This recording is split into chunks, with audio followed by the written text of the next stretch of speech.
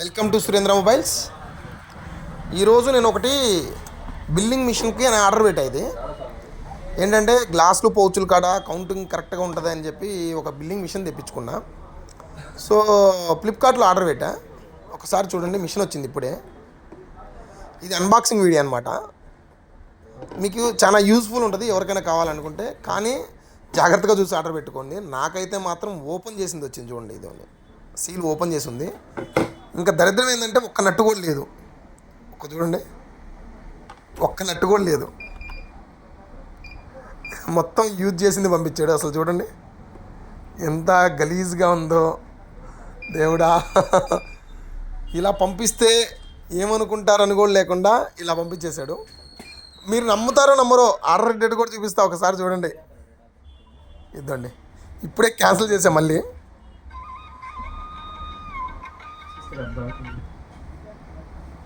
చూడండి, delivery date చూడండి.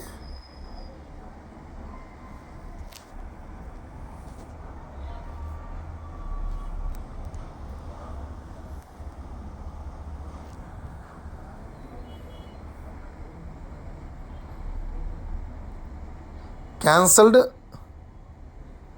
ఫిబ్రవరి 2 అయిందంట. ఒక్కసారి చూడండి, నెమ్మది జీవితం ఇట్లానా.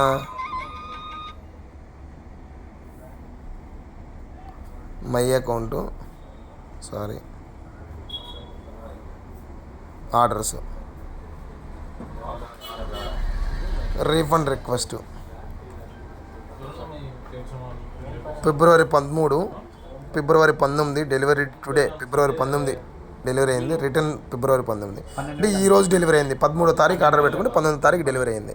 సో ఒకసారి చూడండి మనకి ఎట్లా పంపించాడు. టెర్మినల్ ఇది వచ్చింది. ఎంత దారుణం అంటే అంత దారుణం. ఒకసారి మీరు ఎవరైనా చూసుకునేటప్పుడు ఒకసారి జాగ్రత్తగా చూసుకొని ఆర్డర్ పెట్టుకోండి. మొబైల్స్ కూడా ఇలా పంపిస్తారో ఏమో ఒకసారి చూసుకోండి, జాగ్రత్తగా ఉండండి. బాక్స్ చూడండి, బాక్స్ చూస్తేనే వాంతి వస్తుంది. నాకు బాక్స్ రాగానే డౌట్ వచ్చింది. ఈ బాక్స్ చూడంగానే వాంతి వచ్చింది.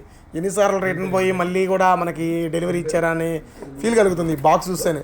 ఇంకోటి ఏంటంటే దరిద్రం ఏంటంటే ఛార్జర్ చూడండి, కంపెనీ ఛార్జర్ కాదు, డీవీఎం అంట. ఏందో ఎన్జిఎక్స్ ఛార్జర్ వస్తుంది దీంట్లో, కానీ డీవీఎం ఛార్జర్ ఇచ్చాడు. ఏమంటే వాడిని ఏమనటానికి లేదు కాబట్టి, వాడు ఎవడు మన కాడ లేడు కాబట్టి ఊరికే సైలెంట్గా ఉన్నాం. అదే కనుక ఇట్లాంటిది కనుక షాప్ పోవడం అయితే మాత్రం మీరేం చేస్తారో కామెంట్ రూపంలో తెలియజేయండి.